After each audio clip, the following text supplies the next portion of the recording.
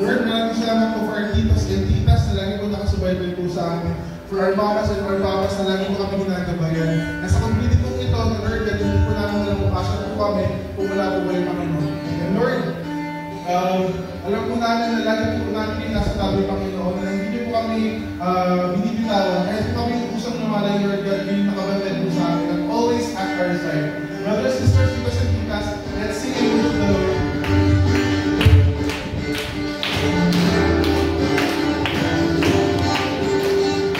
Thank you.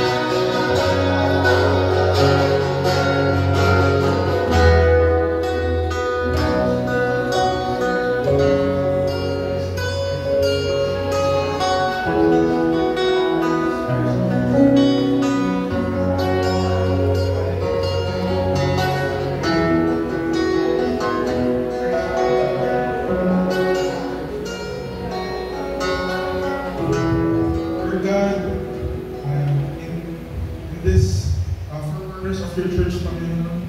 Alam po namin kasama po namin kayo. And this day po, Lord God, we ask for your guidance, Panginoon, o by your Holy Spirit, to guide us today, our titos and titas, our brothers and sisters, kids po, Lord God, mga youth camp, Panginoon. Guide us in our mission, Lord God, as missionary family of Christ, Lord God, as we put the face of the earth, Panginoon. In your guidance, Lord God, bigyan niyo lang po ng imply sa aming pong gagawin. Lalo-lalo na po sa assembly. As we pray, our Father, who art in heaven, holy be thy name, thy kingdom come, thy will be done on earth as it is in heaven.